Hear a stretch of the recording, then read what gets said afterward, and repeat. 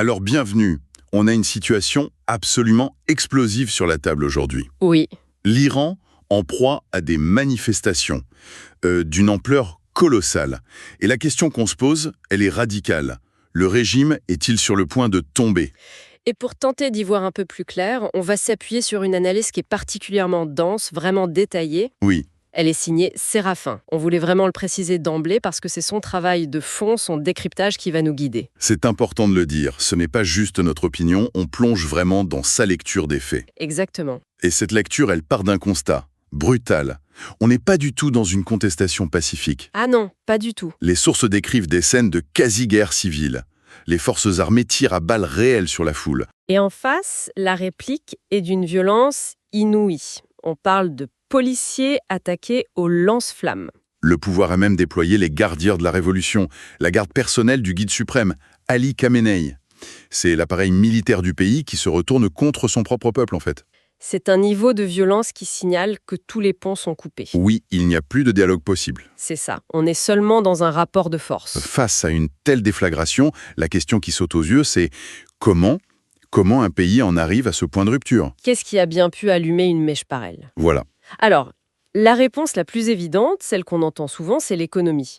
Et elle n'est pas fausse. D'accord. L'Iran est ravagé par une crise économique. L'inflation officielle est annoncée à 50%. Ce qui est déjà énorme. C'est déjà énorme. Mais sur le terrain, la réalité est bien pire. Pour certains produits de base, les prix ont grimpé de 200, voire 300%. Ah oui, quand même. L'écart entre les stats et le quotidien des gens est devenu un gouffre. D'accord, les chiffres sont dingues, mais on a déjà vu des crises économiques terribles qui ne mènent pas forcément à ça. Ce serait un peu trop simple de tout résumer au prix du pain, non? Ça sent l'explication de surface, quoi. C'est exactement le point. La crise économique, c'est le carburant, mais ce n'est pas le moteur. D'accord. Le premier moteur, il est générationnel. Il y a une jeunesse iranienne qui, tout simplement, n'en peut plus de vivre sous un régime islamiste. Et la distinction est importante. Elle est cruciale. On ne parle pas d'un rejet de l'islam en tant que foi personnelle, mais bien de l'islamisme en tant que système politique. Un outil de contrôle social. Voilà, un outil de contrôle social permanent, la charia, la police des mœurs, la peur constante. Et c'est une jeunesse qui, en plus, est connectée. Elle a accès à Internet. Elle voit comment le reste du monde vit. Elle compare. Elle compare son quotidien fait d'interdits à une liberté qu'elle ne connaît pas. Et forcément, le décalage devient insupportable. Et puis il y a la seconde cause, qui est encore plus profonde, plus existentielle. C'est l'incapacité de l'État à assurer le minimum vital. C'est-à-dire? On parle de coupure d'eau potable, de panne d'électricité constante, de difficulté à se nourrir. Ah oui. Quand un État en arrive là, il perd sa dernière once de légitimité. La contestation devient une lutte pour la survie. Ce qui explique ce slogan terrifiant qui a émergé des foules. On préfère mourir que d'être humilié. C'est glaçant. C'est glaçant parce que ça dit tout de la rupture. Ce n'est plus une demande de réforme, c'est un constat de faillite totale. D'un côté, un peuple qui n'a plus d'eau, de l'autre, des élites qui ont mis leur argent à l'abri. Et comment ça démarre concrètement dans la rue? Est-ce que c'est le chaos dès le début? Pas tout à fait. Au départ, la stratégie des manifestants, qui sont majoritairement des hommes, est assez organisée. Ah bon? Oui, l'idée est de lancer une grève générale. Des groupes se forment et vont de boutique en boutique pour appeler les propriétaires à baisser le rideau, à faire bloc. C'est une tentative de paralyser l'économie par la base. C'est ça. C'est fascinant, parce qu'on imagine tout de suite le basculement psychologique. La peur doit commencer à changer de camp. Complètement. Il y a cet exemple saisissant d'une dizaine de policiers armés jusqu'aux dents, mais totalement impuissants face à une foule de 15 000 personnes déterminées. Que peuvent-ils faire? Rien. Un régime ne peut pas tirer sur tout son peuple indéfiniment. Et c'est là que la peur quitte les manifestants pour s'installer chez les forces de l'ordre. Et au milieu de cette ébullition, la nouvelle tombe, officielle cette fois. L'économie s'est effondrée. Oui, Le rial, la monnaie iranienne, ne vaut plus rien.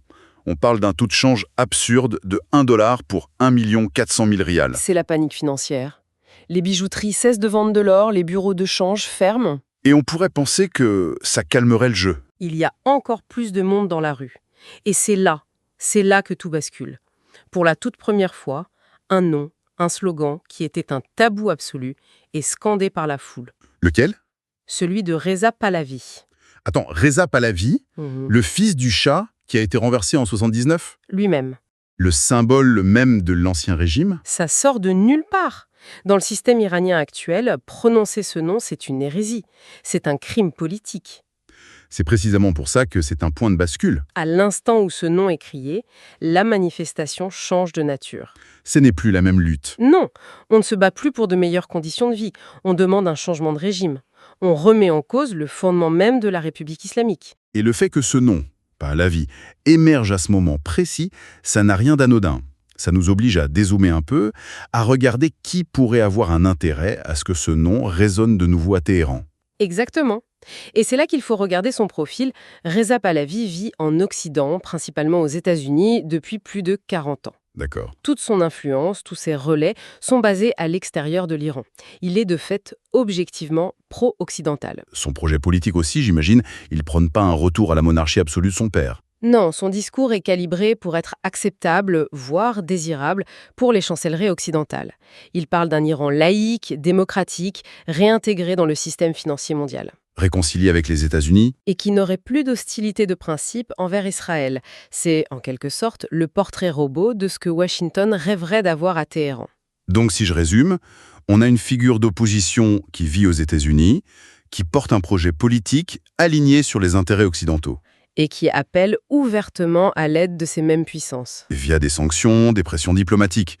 On n'est plus dans la simple contestation interne, là. On est dans la géopolitique, surtout quand on se souvient de l'histoire. C'est vrai. Son père, le Shah, n'est revenu au pouvoir en 1953 que grâce à un coup d'État organisé par la CIA américaine et le MI6 britannique.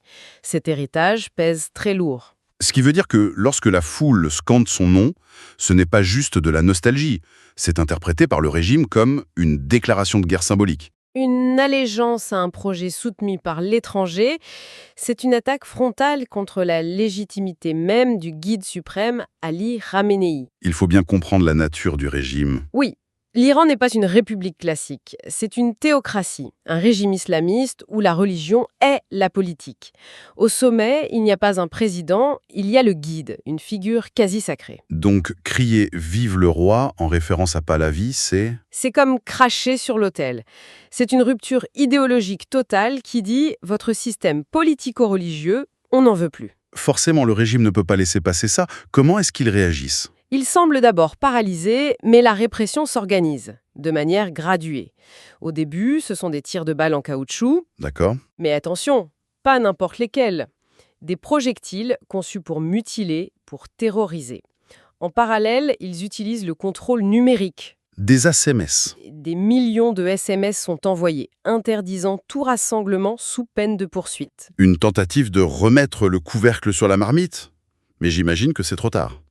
Beaucoup trop tard. L'incendie s'est déjà propagé au sud du pays. Et les slogans deviennent encore plus directs, plus personnels. Comme quoi? Khamenei est un meurtrier. Son pouvoir est illégitime.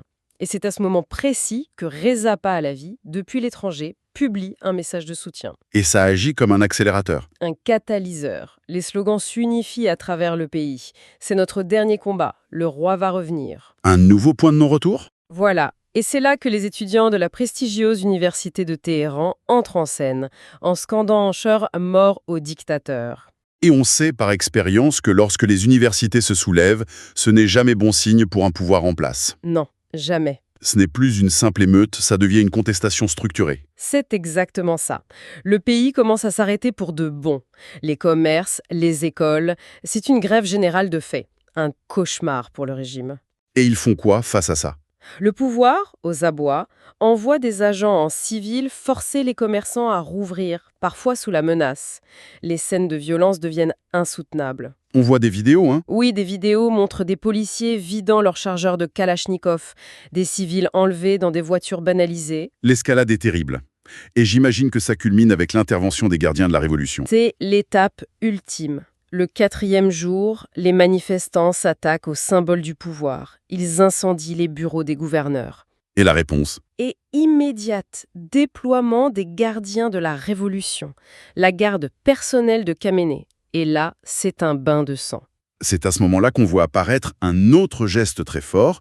Les drapeaux officiels du régime sont brûlés. Qu'est-ce que ça symbolise? Est-ce un rejet de l'islam lui-même? C'est une excellente question, et la nuance est capitale. Non, ce n'est pas un rejet de l'islam en tant que foi. D'accord. C'est le rejet du système politique qui a instrumentalisé cette foi. Le drapeau actuel, imposé après la Révolution, est couvert de calligraphie religieuse. Le brûler, c'est symbolique? Le brûler, c'est brûler l'islam politique. L'islam devenu un outil de répression. La haine est dirigée contre la théocratie, pas contre Dieu. Les situations semblent alors totalement hors de contrôle. C'est le chaos. Au point qu'une rumeur relayée par des médias très sérieux, comme le Times de Londres, commence à circuler. Laquelle? Khamenei préparerait un plan d'exfiltration vers Moscou. Ah oui, carrément. Qu'elle soit vraie ou fausse, une telle rumeur a un effet dévastateur. Elle suggère que même le sommet de l'État ne croit plus en sa propre survie. Et pendant ce temps, le régime tente une dernière manœuvre pour calmer la rue. Une manœuvre qui en dit long sur son désarroi. Le gouvernement promet une aide alimentaire mensuelle équivalente à 6 € par citoyen. 6 €? 6 €. Dans un pays où l'inflation réelle est à 200%, c'est tellement dérisoire que c'est perçu comme une insulte suprême. Et surtout, ça montre que les caisses sont vides. Voilà. Le régime est asphyxié par les sanctions et n'a plus les moyens d'acheter la paix sociale. Et c'est là qu'on arrive au cœur de la thèse géopolitique de Séraphin. L'idée n'est pas de dire que l'Occident appuie sur un bouton pour déclencher une révolution. Non, c'est plus subtil. Beaucoup plus. La stratégie décrite est une mécanique en 3 temps. La première étape, c'est la pression économique maximale, les sanctions, l'embargo, l'isolement bancaire, L'objectif étant de... de détruire la capacité de l'État à s'occuper de sa population. On crée une cocotte-minute sociale en espérant qu'elle finisse par exploser. C'est le même schéma qui a été appliqué au Venezuela ou en Irak dans les années 90. D'accord, on crée les conditions de la colère.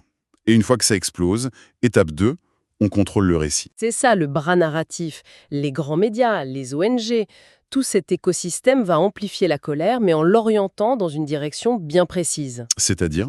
On va présenter le pouvoir local comme l'unique responsable en rendant invisible le rôle écrasant des sanctions. Et en même temps, on va mettre en avant des figures d'opposition acceptables. Comme Reza Pahlavi. Exactement, pour qu'il apparaisse comme la seule alternative crédible. Et la troisième et dernière étape, C'est le soutien direct au renversement. un soutien qui a changé de forme. On préfère aujourd'hui les révolutions de couleur. Ça passe par quoi? Ça passe par des financements en direct, un appui logistique, une protection médiatique massive pour les leaders. Encore une fois, ça ne veut pas dire que la colère du peuple n'est pas légitime, elle l'est. Façon. Mais cette stratégie permet de canaliser cette colère pour qu'elle débouche sur un résultat politique favorable aux intérêts occidentaux. Dans ce contexte explosif, quels sont les scénarios possibles pour la suite? L'analyse en dessine 3 principaux. Le premier, le plus brutal, c'est la répression totale. Un bain de sang pour écraser la contestation. C'est risqué. C'est extrêmement risqué. Une violence trop massive pourrait provoquer des défections au sein de l'armée, ce qui signerait la fin du régime. Le deuxième, ce serait la fuite du leader, comme la rumeur le laissait entendre. Si Khamenei quitte le pays, c'est tout l'édifice idéologique qui s'effondre. Le système repose entièrement sur sa figure. Sans lui, c'est le chaos assuré. Et le troisième scénario? Le plus complexe, une transition contrôlée de l'intérieur. Des factions au sein même du régime pourraient décider de sacrifier Khamenei pour sauver le système. Changer la tête pour éviter que tout l'édifice ne s'écroule. C'est l'idée. Si on devait résumer l'idée centrale de cette analyse, c'est que même si le régime iranien survit à cette crise, quelque chose s'est cassé pour de bon. Il a basculé dans une zone de non-retour. Tout à fait. D'ailleurs, le silence prolongé du guide suprême au cœur de la tempête est, en soi, un aveu de faiblesse terrible. C'est un vide politique qui devient psychologique. Et pour conclure, il y a une leçon fondamentale que Séraphin tire de ces événements. Laquelle? Une leçon qui dépasse le seul cas de l'Iran et s'adresse à ce qu'on appelle le Sud global. C'est l'idée qu'une colère populaire, même la plus juste et la plus légitime, peut être capturée, instrumentalisée et détournée pour servir des intérêts géopolitiques qui ne sont, au final, pas ceux du peuple qui se bat. La question n'est jamais de défendre des régimes autoritaires. Non, jamais. Mais c'est de comprendre les règles du jeu pour ne pas finir comme un simple pion sur un échiquier beaucoup plus